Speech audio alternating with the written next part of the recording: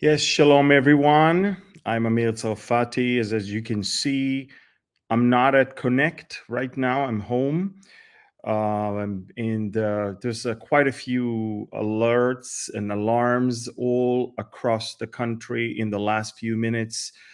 And apparently, a surface to surface missile from Yemen made it all the way to central Israel and activated everything along the coast as well as the lower plains towards Jerusalem. And we also had our share today with the rockets of Hezbollah. So I just, it's October 7th today. In just a few hours, I guess less than 7 hours, the day's over. This is the day not only that we commemorate the most horrific atrocities that were done to the Jewish people in one day ever since the Holocaust. But also, the other side wants to show his strength, his force, and the fact that he apparently is not defeated. So they really waited patiently for today to show what they can. So, ladies and gentlemen, I'll start with a prayer. These are breaking news. I'll tell you everything that you need to know of the last few days and what is about to happen, according to at least what we know. So, Lord, we thank you. You are in full control.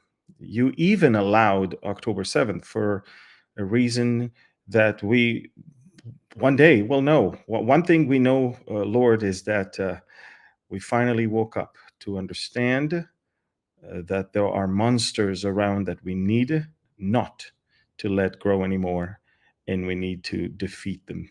And so, Lord, we thank you that over the past 2.5 weeks, things have completely shifted, and the people of Israel finally can breathe and see that the victory is indeed at hand. So we thank you and we bless you. And we ask that you will continue to watch over your people and watch over your land. In Yeshua's name, amen. Amen. So, shalom, everyone. I'm Amir Tsarfati. I'm here at the living room of my home here overlooking the Jezreel Valley. The reason why I didn't take the laptop outside is because of internet connection, but also it's getting loud when all the F-16s are taking off and landing, and you wouldn't hear anything anyway.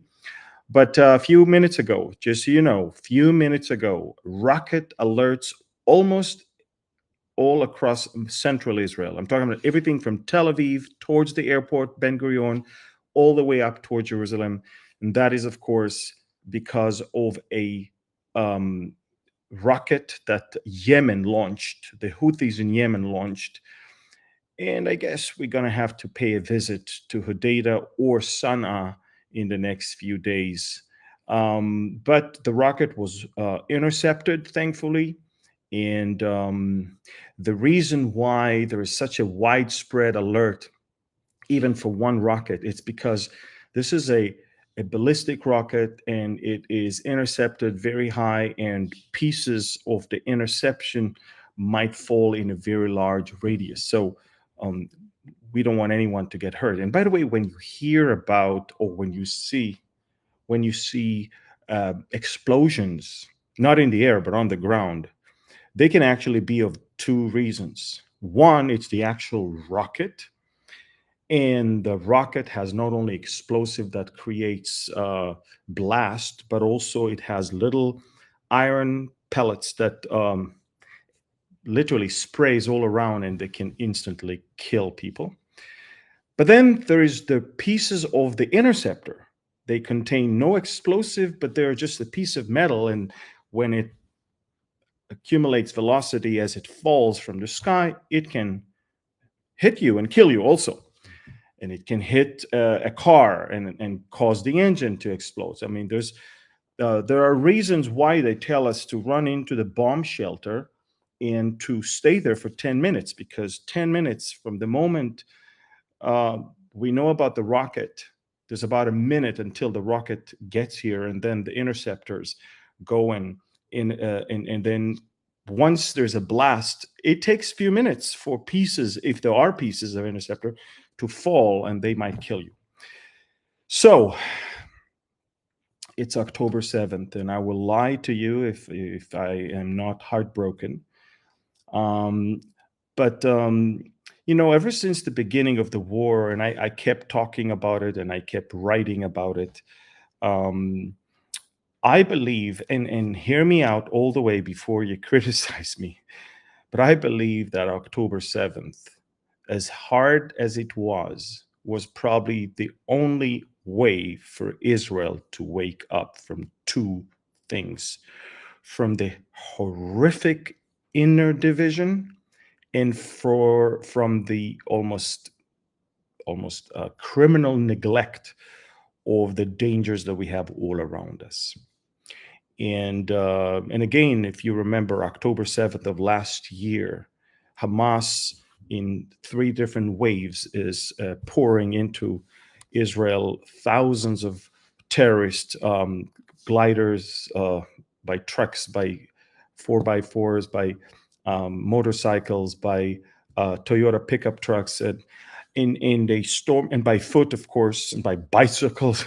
And they storm. At first they opened a few places along the fence, but then when they managed to successfully paralyze everything along the border, they actually had over 200 places along the fence where they could easily walk into Israel and back to Gaza. And that allowed them not only to kill Jewish people, but also to loot and kidnap, and just some of them kidnap people into Gaza, got back to kidnap more. And that's why by the end of the day, 250 people were abducted. Some of them were already dead bodies, but yet they know that we care about that as well. So they took it, and they took them. And Israel has entered into the new phase of our nation.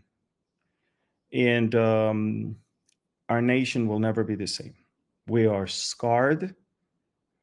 We have our eyes open to dangers that I knew about them, but most Israelis wanted to live their life and they didn't care much about Hezbollah, Hamas, Houthis, Iranian militias. For someone who has a Telegram channel of news, obviously I'm all day long dealing with these things, but most Israelis, all they wanted is just give me some quiet time, give me prosperity, let me live the good life. And we woke up to understand that just across the border, the enemy that we neglected and underestimated, the one that we could care less about, and the one that we thought it will never do anything big as the rest of them, that enemy surprised us. And when the eyes of the IDF were fixed on Hezbollah, it's Hamas that jumped the gun. It's Hamas that stole the thunder, and it's Hamas that performed the horrific, horrific massacre. And if you only knew 2% of what happened, I tried to convey it in some photos, even with the October 7th unfiltered video that I produced, but nothing can really convey what happened to us on that day.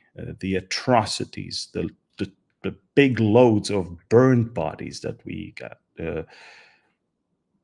women that were raped, and genitals that were spread all around. They literally cut off male genitals, and women that were shot through their intimate part after they were raped multiple times, pelvises that were completely broken because of unspeakable atrocities. Um, you know, people that were hugging each other as they were shot in the head or burned alive. I don't want to go into details, but what happened is that basically Israel woke up that day. Nasrallah in Lebanon realized that somebody stole the thunder from him, and he felt that, okay, I need to do something. I can't let them have the glory all to themselves. And a day later, he started shooting rockets. And I'm going to pause right now and tell you. I'll tell you this, folks. Not in my wildest dreams would I ever think that Hezbollah will be completely crippled within 2.5 weeks. That's the war I dreaded the most. That's the war I was taught to fear the most. That's the war the IDF was prepared for the most. Hezbollah is 10 times stronger than Hamas. Hezbollah is trained more. Hezbollah is equipped more. Hezbollah is wealthy. Hezbollah is a political power in a sovereign country that is a member in the UN. Hezbollah has, the patron of Hezbollah is Iran, but it also has other allies. And Hezbollah has its own TV and radio, and Hezbollah has many businesses, drugs, and other things all across the globe. They generate tens of millions of dollars every day. Hezbollah is a monster. And within 2.5 weeks, ever since the beepers, the pagers, Hezbollah lost balance. And then every day we strike again and again and again and again, and we killed Nasrallah and his people, and we killed his successor and their people. They're still looking for the Brigadier General Ismail Qaani, the commander of Quds Force, the one who replaced General Soleimani that was killed by the U.S. Military under the command of President Trump at that time, January of 2020.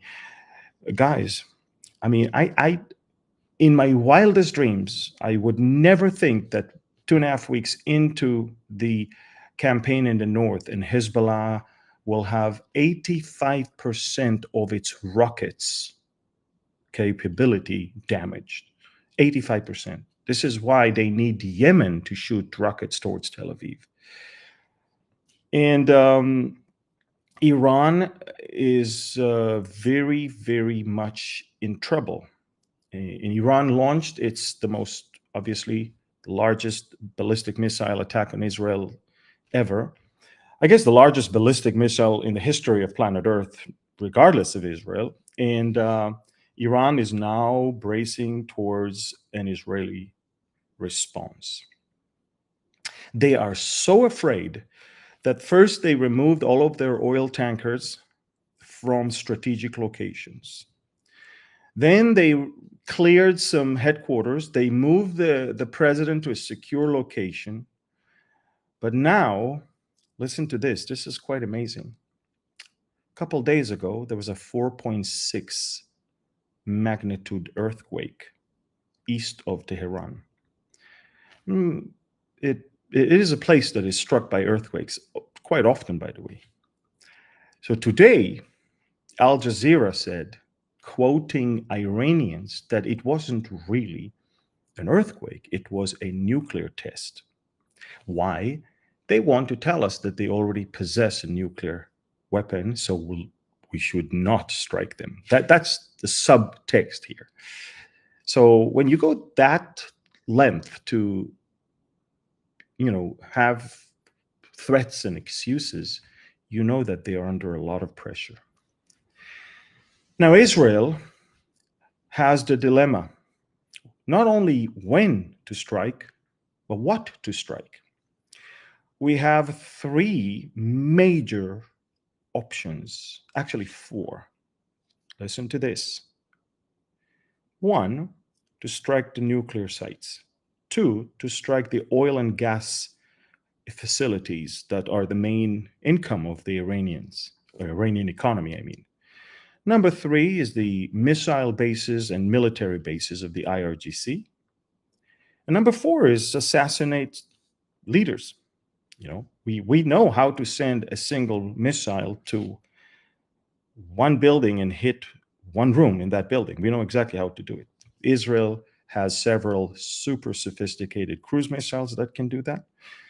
But Israel also possesses other rocket capabilities and strike capabilities to deal with the other things. Now, what are So these are the four options. Now, regarding the timing is a little bit problematic, and let me explain. If we go after something symbolic, it's easy. We can actually do it right now. We don't need to coordinate anything. We don't need to plan too much. You send a few F-35s above the skies of Iraq, you release some rockets, and they make their way and they hit some targets, and that's it. But if you truly want to eliminate nuclear sites and missile sites, you need the United States Air Force next to you, or at least a lot of armaments from the United States to be in your possession. And this is where we have a problem. The current administration does not, and I repeat, does not want to help Israel. It's funny because Joe Biden could have at least have one good legacy left behind him, and that's that he eliminated the Iranian nuclear program. But he wouldn't. He's too afraid. Kamala is too afraid. And Israel is now being forced to reconsider things simply based on what we have and what we can do with it. So the Minister of Defense is traveling today to the Pentagon to sit with Secretary Austin and to see what is it that America is willing to give Israel in order to decide together what to do. And the reason why I'm saying that is because if you want to go to nuclear sites that are deep under the ground, or missile cities that are dug into mountains, you need much more than the 83 tons that we dropped above Nasrallah's bunker. You need not only precision-guided missiles, but you need a lot of heavy bombs that can be carried in by specific airplanes that I'm not even sure we have. And you need to have several rounds of strikes in order to eventually make it to the place where a third wave bomb will go in and a few seconds later explode. So, I mean, several of the first wave bombs will penetrate the thickness of the soil or the mountain. And only when you have a deep enough hole, you send the next one to go in and a few seconds later explode. And that will bring the desired outcome. So the dilemma is, are we going to wait for after the elections, which means that we're losing the momentum? We don't even know who's going to win. And now it's the time that we can retaliate for something that just happened last week. So the prime minister is deliberating right now. What is it that I want to do? Because this is Bibi's hour right now. He's basically, his entire political life and career are now channeled into this very moment where he is destroying elements that were threatening Israel's existence for the last 30 years. He would not let them stay and survive. So this is what we have right now. We have a big dilemma. And I personally believe that it's not a one strike. We need to go now after the gas and oil industry and maybe kill a few of their leaders, and then tell them, if you're going to strike again, then we'll do something greater. And this will buy us more. First of all, it will give us the desired outcome that they need to fear from retaliating, but also it will buy us some time until the elections in America are over. And now I want to talk about the elections in America, because there is no starker difference. There's no amazing difference than on that issue of the Iranian nuclear sites. When Biden and Harris said, don't, and Trump said, this is what you need to destroy first and then do all the other things. I mean, the complete opposites. And so, obviously, for Netanyahu, waiting for Trump to win would be the smartest thing, because if Trump wins, he gets to finally put an end to the nuclear program of Iran. Now you understand that the identity of the person that sits in the White House matters a lot to Israel's existence and survival. Now I know that God will, of course, fight for us, but the timing of when is it that we're going to deal with Iran depends a lot on what's going on in Washington. And today we had two high-ranking senators that came to encourage Netanyahu, Senator Lindsey Graham and another person, I forgot his name, but Netanyahu thanked them and he said, look, this is not the Holocaust where we couldn't respond, we couldn't rise and strike back. We're a strong country now. We rise and we strike back. And then Netanyahu added, with the help of the United States, we can do it, which signaled to me the will of Netanyahu at this point to maybe wait with the nuclear sites until he gets the U.S. to be fully on board with Israel and just do it together. I mean, we have the reason, we have the excuse, we have the opportunity. Now, just imagine to yourself if Iran would have possessed nuclear weapon already, what would those ballistic missiles attack could look like for Israel? You can imagine. We cannot let them do that. Now, Israel is afraid that now that Iran is losing its proxies, such as Hamas and Hezbollah, and of course we can easily deal with the Houthis and the Iraqi militias, Israel is afraid that Iran will then feel like it's with its back to the wall and then immediately push towards the last phase of the nuclear weapon production. They have all the uranium they need, and so they don't even need to enrich more to already have bombs. All they need to do is to move now to the technical part of assembling things together as a bomb and then making it a warhead and attaching it to an existing rocket. So that's why we need to destroy those rockets, because the rockets are the means of transportation of any potential nuclear warhead. And so, folks, a great dilemma for Netanyahu right now. I truly hope that Israel will not hold back this time and do something that will hurt the Ayatollah's regime, and hopefully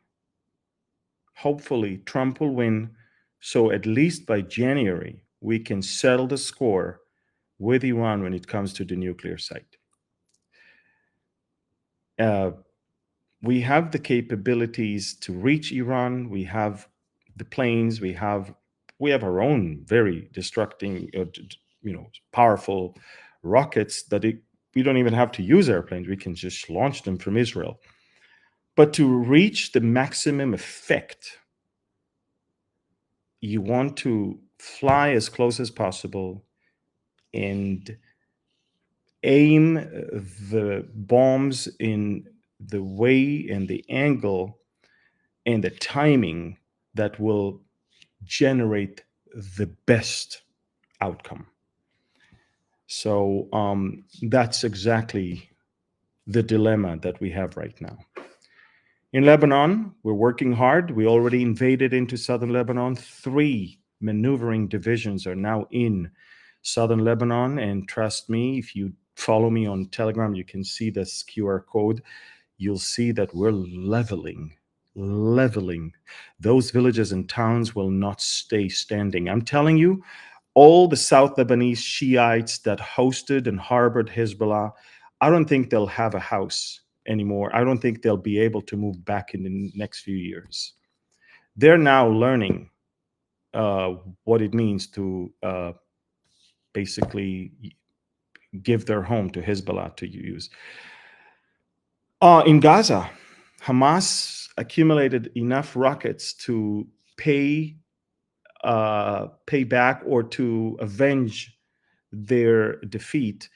And Hamas fired 14 rockets today. Now, let me explain. By the way, no damage, which is another thing I wanted to talk about. But Hamas fired 14 rockets at the time frame that on October 7th last year, it fired nearly 4,000 rockets. You see the difference when you maneuver inside and you take the capabilities from your enemy. And all of that thanks to the fact that we are blocking the supply from the Philadelphia corridor. And we're doing now the same with Lebanon. Now, Lebanon is a bigger country and it's bordering with Syria in the north and on the east. So Israel is busy not only fighting Hezbollah soldiers on the ground, but also fighting the smuggling attempts and destroying Iranian cargo that arrives in Syria. Some people spread some fake news that Israel bombed a Russian base in Syria. It's not the case. There is a Russian base in the airfield of Khmeimim where an Iranian plane landed an unloaded weapon, but then they moved the weapon to a storehouse outside the base, and that's the one Israel destroyed. So Israel did not destroy anything inside the base. We did not put the Russians in danger, but we definitely attacked next to it. And the Russians could see it. They tried to shoot down the Israeli missiles, but they failed. Today, another 747 cargo plane landed in Latakia. So if you hear from me about an Israeli strike in Latakia in the next few hours, you know why. This is not humanitarian aid, trust me. It's weapons. And it's weapons that is aimed for Hezbollah. So what we're doing, we're destroying the smuggling routes. We're destroying the sites where they manufacture, and we're destroying the weapon depots where they already store the weapon inside Lebanon or in Syria. So we're bombing around the clock, literally. Today, in the last couple hours, about 150 targets were destroyed within 2 hours. So we're working very hard in Lebanon. And regarding Hamas in Gaza, Israel decided to, for the first time, to push all the Gazans in northern Gaza Strip beyond the Netzarim corridor and all the way into the humanitarian area on the south. And we're cleaning northern Gaza completely. It will not be inhabited anymore. And if you've been following me on Telegram and on our Mideast update, which we will resume once things will get better over there, you will see the maps and you will understand what it's all about. I'm going to also work on, for the sake of the Telegram followers, and you can become one, I'm going to create from our maps, I'm going to create, sorry, I'm going to create some moving maps right there on Telegram, so it will educate you also. We're working hard on improving our Telegram channel because we're being suppressed on Facebook.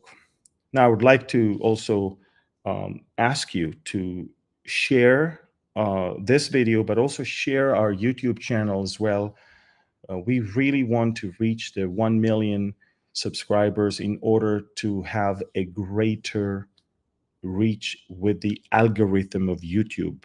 And that is, of course, based on exposure. So if you can share the YouTube channel, and we already have 940,000 subscribers. But again, the more we have, the more exposure we have to so many non-believers who are confused and fearful and they don't know what to do right now. But also, folks, again, October 7th, I'll go back to to what I started with. October 7th may have been the only way for us to wake up. God has allowed it. It's a fact. And looking at the fact that we're still here and we're now stronger and we're now, almost completely destroyed our enemies from the north and from the south, it is obvious to me that God had allowed it, but God has it all covered. We will never, ever truly understand the sheer evil and of people in how it's even possible. But evil exists. Evil existed already in Genesis.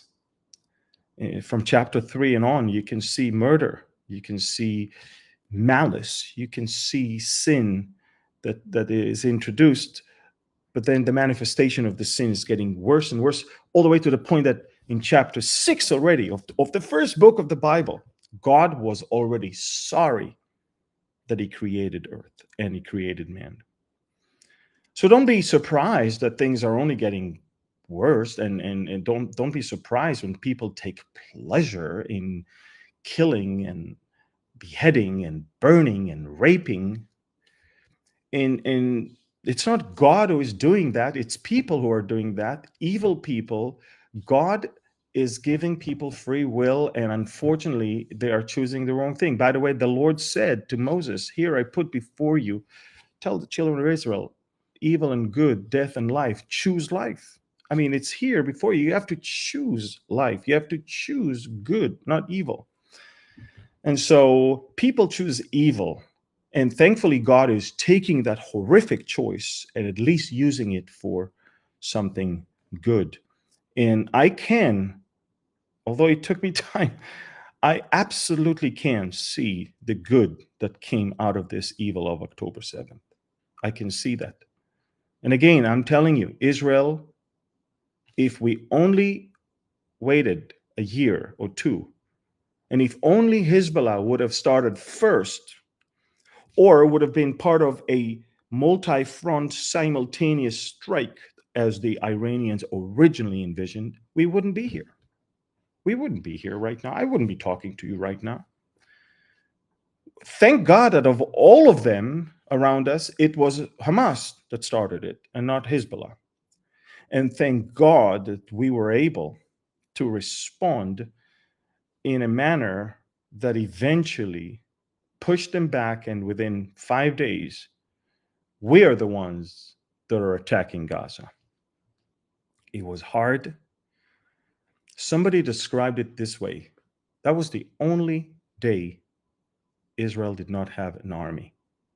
The only day the army was gone, and look what happened to us. Look what happened to us. I have a lot to say about our military and where it was and what happened and how the generals were so smug and so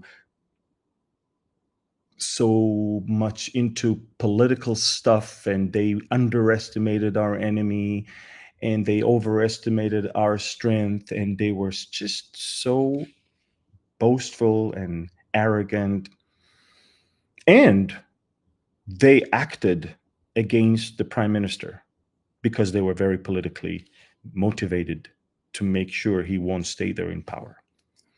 And so I have a lot to say about what happened. But from the moment we were attacked, I mean, I learned to put everything aside. Okay, and I said, we'll take care of everything else later.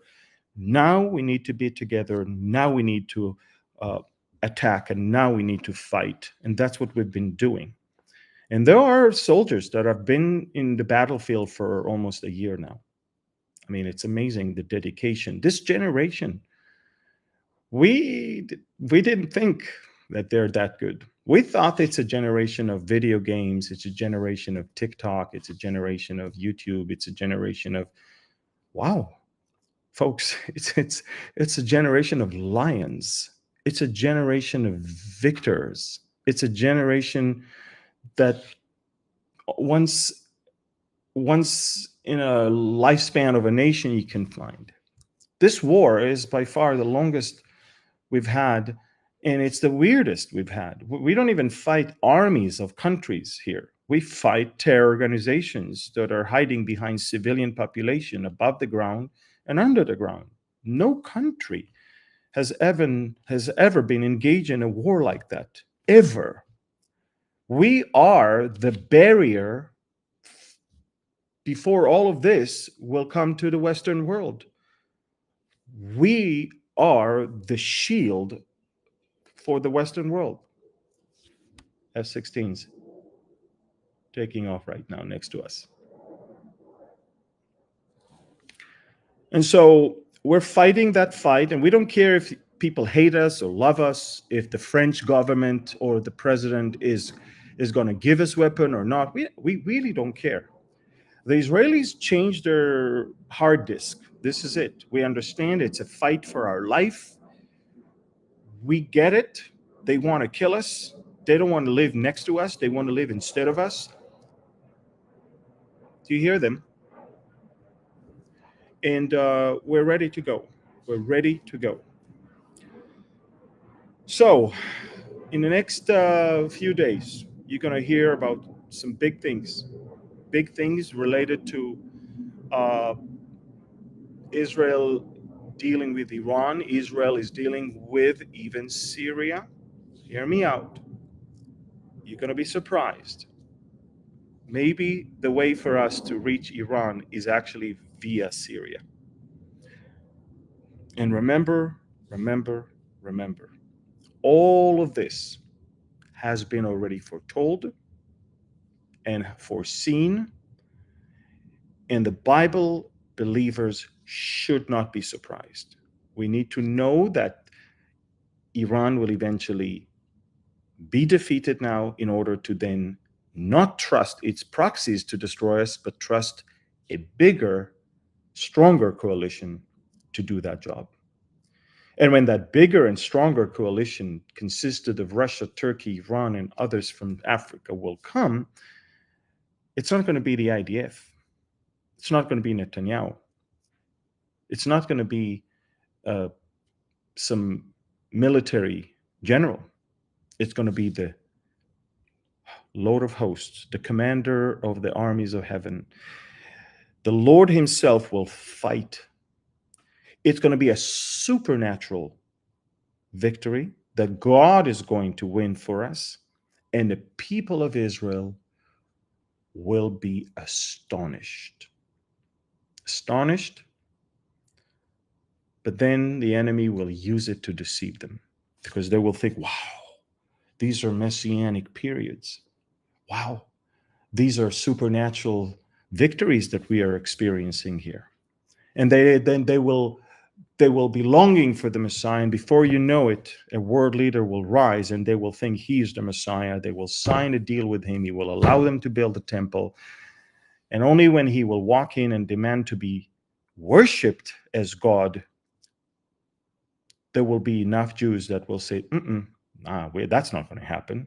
We don't think that you're God. And this is when the latter part of tribulation begin. God will keep a place for them in the desert for the last 3.5 years. And eventually, at the very end, Jesus will come and Israel will be saved as a nation. So we know what's going to happen. I'm watching things unfolding. I know we're going to defeat them right now. I know Iran will not lean on its proxies anymore. I know we're going to make them sorry for what they did. And I know that they will wait patiently for Russia to make a move. And Russia cannot make a move until America and Europe are weak enough to allow Russia to make that move. So there's a lot to expect, a lot that is going to happen. But remember, for those of you who think, okay, whoa, if America has to be out of the game, so maybe Kamala is going to win and we're done and all that. Maybe, but remember one thing: Israel has to be strong and safe and secure and prosperous for Ezekiel's war to start. And for that, I expect peace and prosperity to come after this war, and that can only come if there is someone who can broker a deal for us with Saudi Arabia and make some peaceful times here in the area. So I'm just thinking it could be very nice for us if Trump won, we destroy the nuclear sites, and Saudi Arabia then will say, okay, we're in. Where do we sign on a normalization deal? A lot of good stuff is ahead, but with the good comes a lot of pain and sorrow to see soldiers falling and rockets falling and injuring people. And this is the last thing I want to say, and it will be done. And this is the most important thing. So don't run away. If you take all the rockets that fell on Israel since the beginning, and you take all the ballistic missiles that fell on Israel from Iran also twice, and you accumulate all of their power to kill, and then you see how many Israelis were killed from rockets, it doesn't even make sense. Just like the birth of Israel didn't make sense to people, the survival of Israel doesn't make sense. It doesn't make sense. What makes sense is the fact that prayers work. The effective and fervent prayer of the righteous avails much.